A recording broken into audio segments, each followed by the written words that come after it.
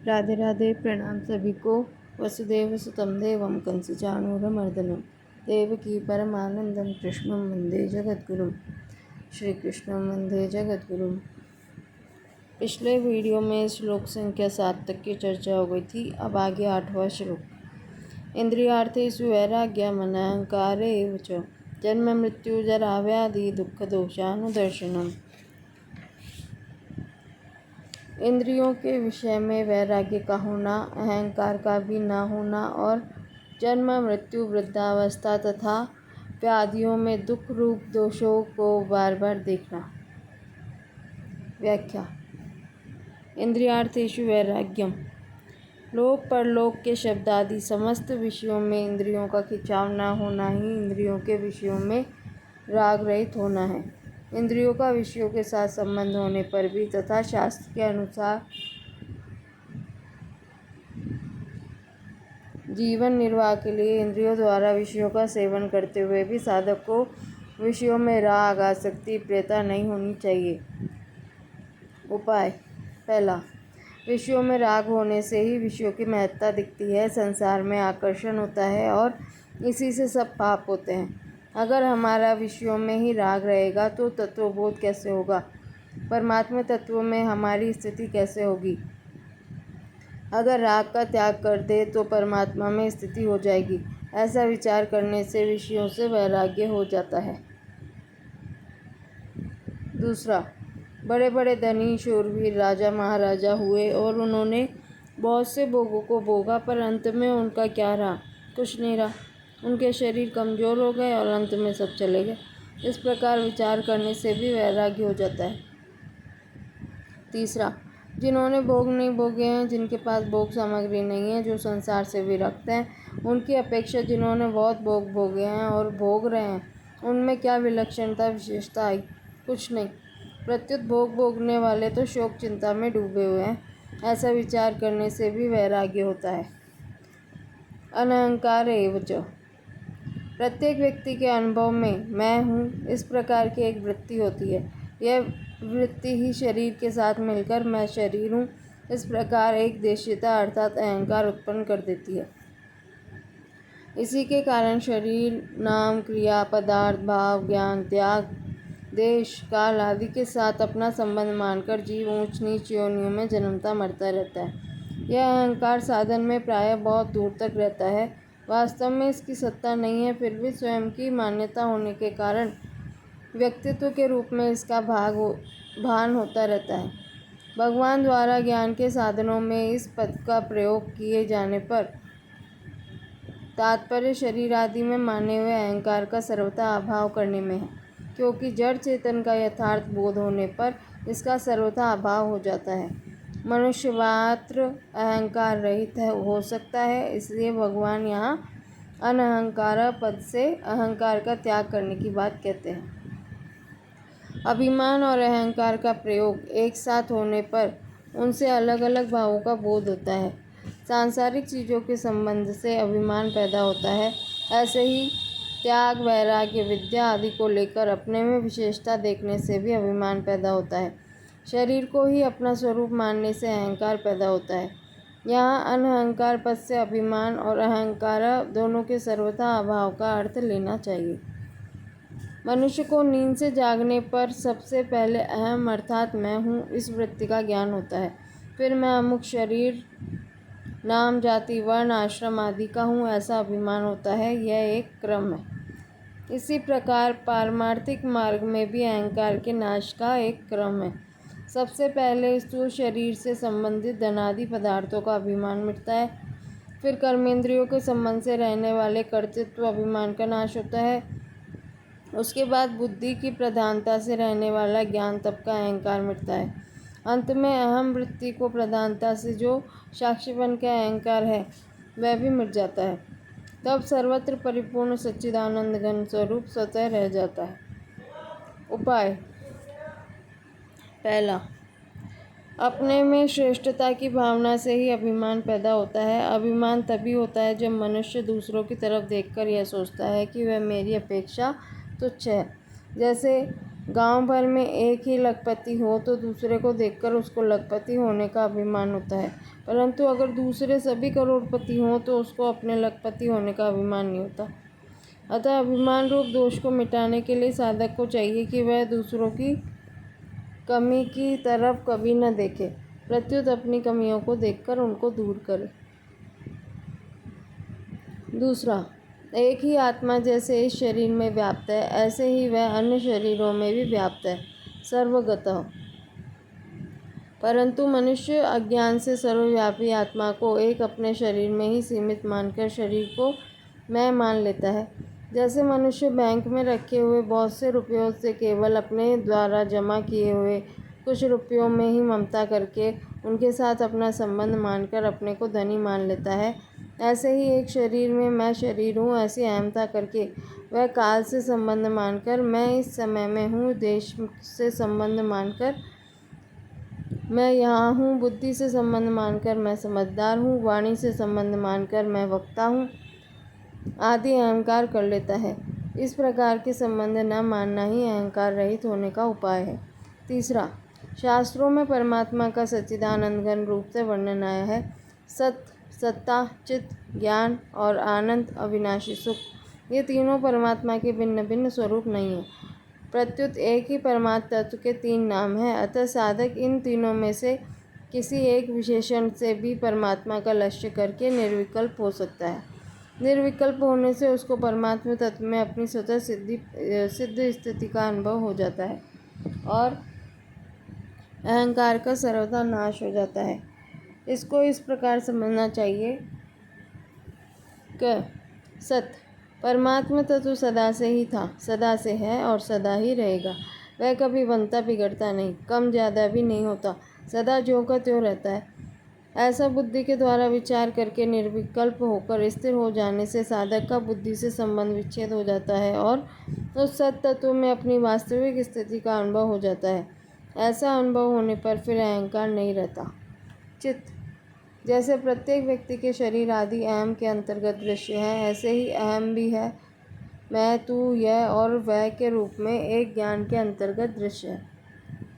उस ज्ञान में निर्विकल्प होकर स्थिर हो जाने से परमात्मा तत्व में स्वतः सिद्ध स्थिति का अनुभव हो जाता है, फिर अहंकार नहीं रहता। आनंद, साधक लोग प्रायः बुद्धि और अहम को प्रकाशित करने वाले चेतन को भी बुद्धि के द्वारा ही जानने की चेष्टा किया करते हैं। वास्तव में बुद्धि के द्वारा जाने अर्थात सीखे हुए विषय को ज्ञान की संज्ञा देना और उससे अपने आप को ज्ञानी मान लेना भूल ही है। बुद्धि को प्रकाशित करने वाला तत्व बुद्धि के द्वारा कैसे जाना जा सकता है? यद्यपि साधक के पास बुद्धि के सिवाय ऐसा कोई और साधन नहीं है जिससे वह तत्व जाना जा सके, तथापि बुद्धि के द्वारा केवल जड़ संसार की वास्तविकता को ही जाना जा सकता है। बुद्धि जिससे प्रकाशित होती है उस तत्व को बुद्धि नहीं जान सकती। उस तत्व को जानने के लिए बुद्धि से भी संबंध विच्छेद करना आवश्यक है। बुद्धि को प्रकाशित करने वाले परमात्मा तत्व में निर्विकल्प रूप से स्थित हो जाने पर बुद्धि से सर्वथा संबंध विच्छेद हो जाता है। फिर एक आनंद स्वरूप जहाँ दुख का लेश भी नहीं है, परमात्मा तत्व ही शेष रह जाता है, जो स्वयं ज्ञान स्वरूप और सत्व स्वरूप भी है। इस प्रकार तत्व में निर्विकल्प हो जाने पर आनंद ही आनंद है ऐसा अनुभव होता है, जैसा अनुभव होने पर फिर अहंकार नहीं रहता। जन्म मृत्यु जरा व्याधि दुख दोषानुदर्शनम, जन्म मृत्यु वृद्धावस्था और रोगों के दुख रूप दोषों को बार बार देखने का तात्पर्य है जैसे आवा में मटका पकता है, ऐसे ही जन्म से पहले माता के उदर में बच्चा जठराग्नि में पकता रहता है। माता के खाए हुए नमक, मिर्च आदि क्षार और तीखे पदार्थों से बच्चे के शरीर में जलन होती है। गर्भाशय में रहने वाले सूक्ष्म जंतु भी बच्चे को काटते रहते हैं। प्रसव के समय माता को जो पीड़ा होती है उसका कोई अंदाज़ा नहीं लगाया जा सकता, वैसी ही पीड़ा उदर से बाहर आते समय बच्चे को होती है। इस तरह जन्म के दुख रूप दोषों का बार बार विचार करके इस विचार को दृढ़ करना ही इसमें केवल दुख ही दुख है। जो जन्मता है उसको मरना ही पड़ता है, यह नियम है, इससे कोई बच ही नहीं सकता। मृत्यु के समय जब प्राण शरीर से निकलते हैं तब हजारों बिच्छू शरीर में एक साथ डंक मारते हों, ऐसी पीड़ा होती है। उम्र भर में कमाए हुए धन से, उम्र भर में रहे हुए मकान से और अपने परिवार से जब वियोग होता है और फिर उनके मिलने की संभावना नहीं रहती, तब ममता आसक्ति के कारण बड़ा भारी दुख होता है। जिस धन को कभी किसी को दिखाना नहीं चाहता था, जिस धन को परिवार वालों से छिपा छिपा कर तिजोरी में रखता था, उसकी चाबी परिवार वालों के हाथ में पड़ी देखकर मन में असह्य वेदना होती है। इस तरह मृत्यु के दुख रूप दोषों को बार बार देखें। वृद्धावस्था में शरीर और अवयवों की शक्ति क्षीण हो जाती है, जिससे चलने फिरने, उठने बैठने में कष्ट होता है। हर एक तरह का भोजन पचता नहीं।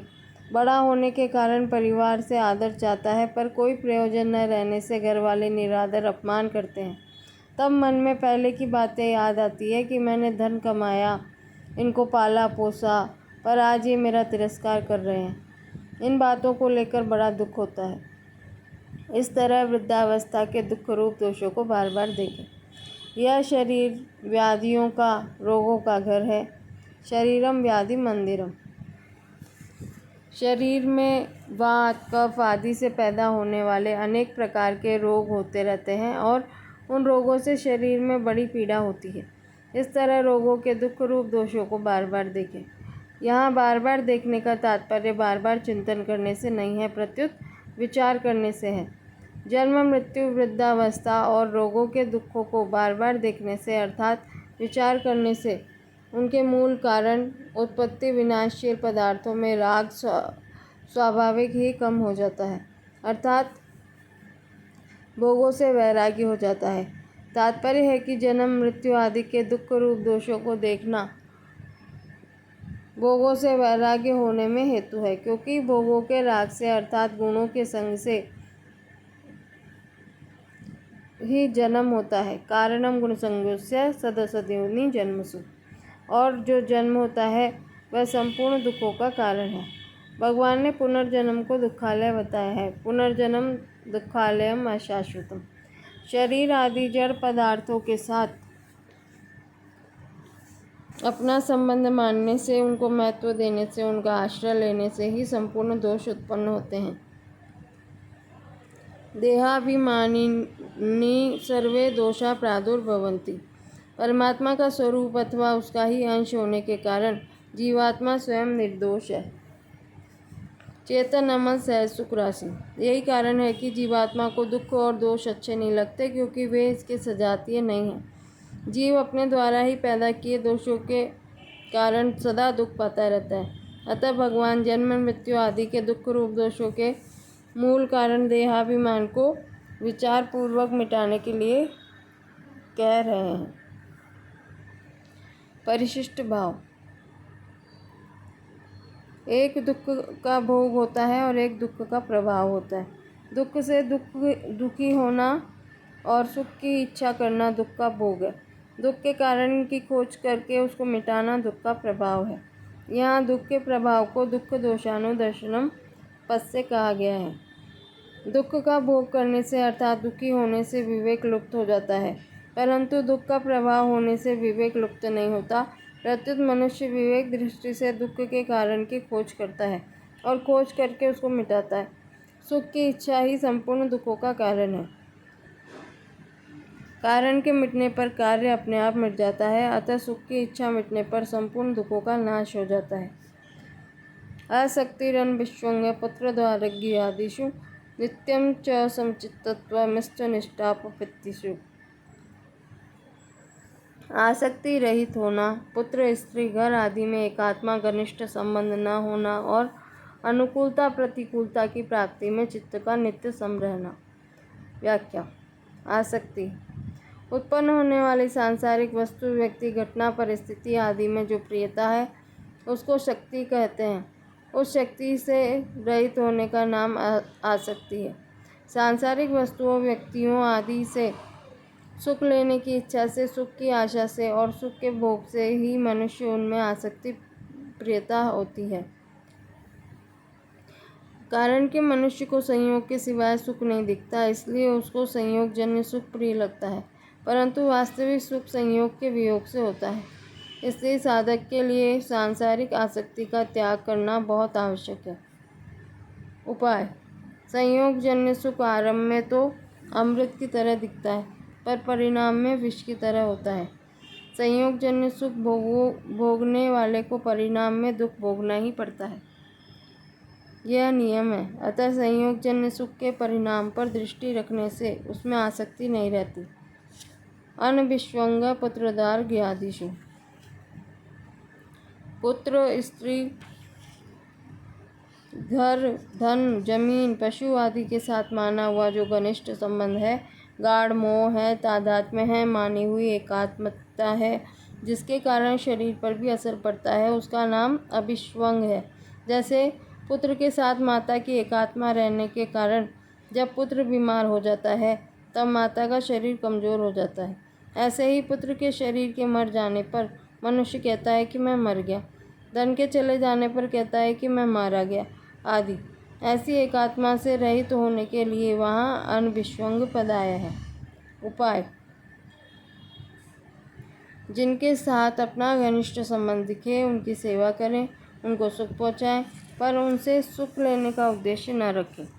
उद्देश्य तो उनसे अभिष्वंग तादात्म्य दूर करने का ही रखें।